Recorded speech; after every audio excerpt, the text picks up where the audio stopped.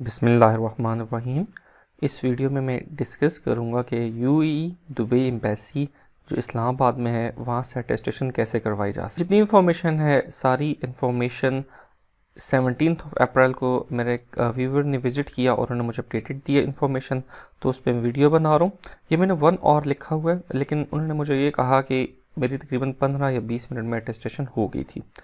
तो काफ़ी सारी चेंजेस आई हुई थी जो पहले मैंने वीडियो बनाई थी, इसलिए सारी चेंजेस मैं डिस्कस करता हूँ। सो फर्स्ट ऑफ ऑल, इससे पहले जो मैंने वीडियो बनाई तब PKR में चल जाता था काम। आप डेबिट कार्ड क्रेडिट कार्ड लेके जाते थे, उससे पेमेंट हो जाती थी, लेकिन अब सिर्फ USD में पेमेंट होगी, 41 USD ओनली।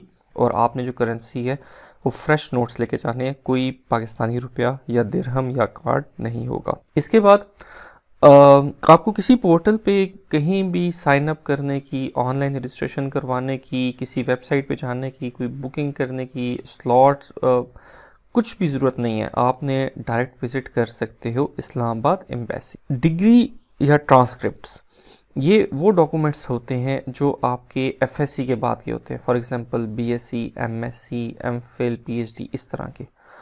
तो ये डॉक्यूमेंट्स आपने पहले HEC हायर एजुकेशन कमीशन से अटेस्ट करवाने होते हैं, और उससे पहले अगर आपकी ट्रांसक्रिप्ट है तो वो आपको यूनिवर्सिटी के कंट्रोलर ऑफ एग्जामिनेशन से वेरीफाई करवानी होगी, फिर आप HEC में अटेस्ट करवा सकते हो। जो डॉक्यूमेंट आपका मैट्रिक या FSC का होता है उसको हम कहते हैं ओरिजिनल सर्टिफिकेट या DMC डिटेल मार्क्स सर्टिफिकेट या मार्कशीट जिसको कह देते हैं।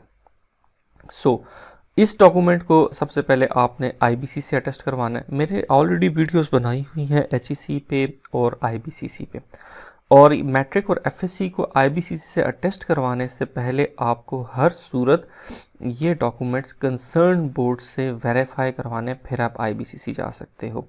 खैर एनी हो, में भी आपने दोनों स्टेप्स पहले किए हों। इसके बाद आ गया मिनिस्ट्री ऑफ फॉरेन अफेयर्स। इसके बारे में अक्सर लोग पूछते हैं क्या हम डायरेक्ट जा सकते हैं HEC IBCC से पहले? नहीं, आपको पहले HEC IBCC का काम करना पड़ेगा, फिर आप मिनिस्ट्री ऑफ फॉरेन अफेयर जाके अटेस्टेशन करवा सकते हो। सेकंड क्वेश्चन ये आता है, क्या हम फॉर एग्जांपल बलूचिस्तान के, तो क्या हम दूसरे किसी सूबे में जाके करवा सकते हैं मुफा के अटेस्टेशन?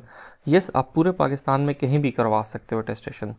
थर्ड ये होता है फ़ीस वगैरह का पूछा जाता है। सो मुफा की फ़ीस बहुत ज़्यादा कम है। अगर अभी रेट अपडेट ना हुए हों इन दिनों में, तो इसकी फ़ीस होती है 10, 15, 20, 25, 30 रुपये, 35, इस तरह। मतलब टिकट्स होते हैं डाक के, जो कि आपके डॉक्यूमेंट के बैक साइड पे लगा दिए जाते हैं, फिर स्टैम्प साइन हो जाता है। सो आपने मुफा की अटेस्टेशन करवानी है। इसमें एक चीज़ जो बहुत ज़्यादा इंपॉर्टेंट है मुफा में, कि आपके डॉक्यूमेंट के बैक साइड पे QR कोड लगेगा। ओरिजिनल के बैक साइड पे, अगर फोटो कॉपी तो उसके फ्रंट साइड पे लगेगा। आपने एम्बेसी जाने से पहले चेक करना है कि क्या वो QR कोड जो है, अपने मोबाइल से चेक करो कि क्या वो वो रिस्पांस बैक कर रहा है या नहीं कर रहा। फॉर एग्जांपल, इस चीज़ को मैं ऐसे एक्सप्लेन करता हूँ कि जिस दिन आपने मुफा से अटेस्टेशन करवाई है, तो उस दिन आपका QR कोड उस टाइम पे काम नहीं करेगा, लेकिन रात तक या अगली सुबह तक उसके जो इन्फॉर्मेशन एक्सट्रैक्ट होनी है उससे, वो उसमें वर्किंग स्टार्ट हो जाती है। तो आपने मुफा की चीज़ कंफर्म करनी है, फिर आपने विजिट करना है। अच्छा, इसके बाद ये कि आपने अपने हर डॉक्यूमेंट की एक फ़ोटोकॉपी अपने साथ लेकर जानी है, और CNIC की फ़ोटोकॉपी भी लेके जानी है, क्योंकि आपसे वहाँ पे फ़ोटोकॉपी ली जाती है, मांगी जाती है। इसके बाद ओरिजिनल CNIC और पासपोर्ट की मस्ट है, आपने लाजमी लेके जाना है, ये आपका हर जगह पे चेक होगा। इसके बाद शटल बस सर्विस अवेलेबल है। इसके बारे में जो क्लाइंट, उन्होंने कहा कि अगर आप टाइम पे पहुंच जाते तो शटल बस सर्विस का कोई इशू नहीं होता, आप बहुत आसानी से यूएई एम्बेसी इस्लामाबाद जा सकते हो। नो एंट्री विदाउट मास्क, ये आपका वहाँ पर देखना पड़ेगा, ठीक है, अपने साथ मास्क लेके जाना ताकि आपको वहाँ इश्यूज ना हो। टाइमिंग सुबह 9 बजे स्टार्ट होती है, और द व्यूअर रिकमेंडेड कि आप अपनी वीडियो में लाजमी डालें कि आप लोग सुबह कोशिश करें कि 9 बजे वहाँ पहुँच जाएँ, ताकि आपको कोई भी डिफ़िकल्टीज़ ना हो। अगर आपको डॉक्यूमेंट कम ज़्यादा या कोई इशू है तो आप उसको वहाँ टैकल कर सको। इसके बाद सिक्योरिटी वहाँ हद से ज़्यादा सख्त है। इवन दो कि आपकी ग्लासेस भी उतरवाई जाएंगी, वो चेक की जाएंगी क्या उसमें कैमरा तो नहीं लगा हुआ, बेल्ट जो है वो चेक की जाएगी, ऑन द स्पॉट चीज़ें आपको वापस कर दी जाती हैं, लेकिन सिक्योरिटी का बहुत ज़्यादा ख्याल रखना होगा।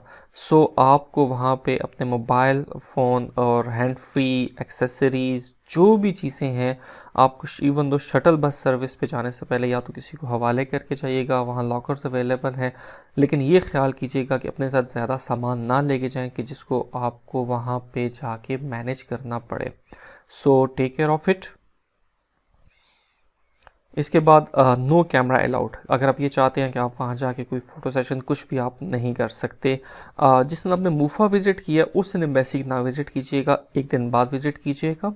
मुफा का जो कोड है QR कोड, इसको पहले आप मोबाइल से चेक कर लीजिएगा एक दिन पहले, इसलिए मैं कह रहा हूँ कि उस दिन नहीं जाना। किसी किस्म का bank card, credit card, ATM, debit card ये अलाउड नहीं है।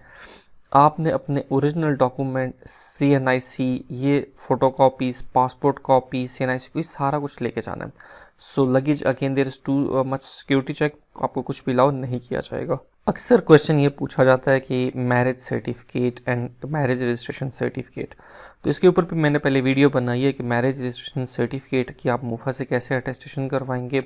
मुफा से अटेस्टेशन करवाने के बाद आपको ये certificate CNIC, passport copies of parents जो शादीशुदा हैं उनके दोनों के पेरेंट्स की फ़ोटोकॉपीज़, कॉपी ऑफ रेजिडेंस और work visa of husband and wife, तो ये डॉक्यूमेंट्स आपको कंप्लीट करने हैं, फिर आपने मैरिज सर्टिफिकेट की अटेस्टेशन के लिए जाना है।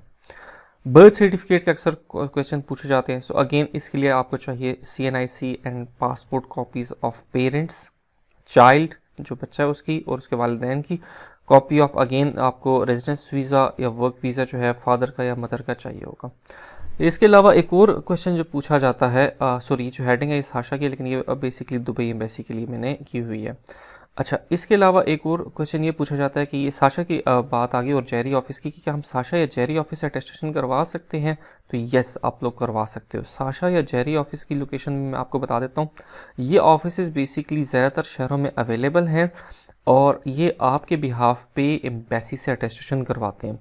अगर आप एम्बेसी और सिक्योरिटी के इश्यूज़ और ये टाइम पे जाना ये आपके लिए मैनेज करना इशू है, तो आप साशा इस्लामाबाद, इवन दो कि हाँ इसमें एक और चीज़ होती है, मुझसे नंबर मांगा जाता है या मुझे ये समझा जाता है कि मैं साशा का कोई ऑफिस से बात कर रहा हूँ, नहीं ऐसी बात कोई भी नहीं है, जस्ट इन्फॉर्मेशन के लिए मैंने वीडियो बनाई है। आप लोग साशा ऑफिस या जेरी ऑफिस अपने सिटी में चेक करो कि कहाँ पे लोकेटेड हैं, उनका नंबर सर्च करो, उन्हें कॉल करो, अपने डॉक्यूमेंट सारे उनको जाके हैंड ओवर कर दो। ये आपने देख लेना है कि जहाँ पे आपको फ़ीस कम लग रही है और आपका टाइम कम लग रहा है, तो बजाय अपनी सिटी से इस्लामाबाद या अपनी सिटी से कराची जाने के आप इन दोनों से सर्विसेज हासिल कर सकते हो। दे आर ऑथेंटिक वन, अक्सर इनमें कोई इशू भी नहीं होता। इसके अलावा अगर आपका कोई भी क्वेश्चन है, आप लोग मुझे व्हाट्सएप पे मैसेज छोड़ सकते हो, ईमेल कर सकते हो।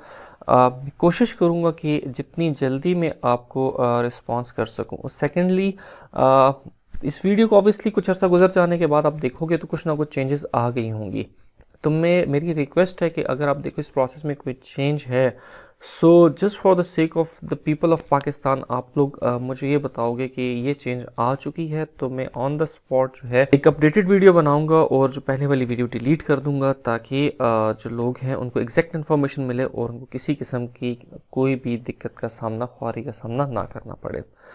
वीडियो देखने का बहुत बहुत शुक्रिया और अल्लाह हाफिज़, अपना ख्याल रखिएगा।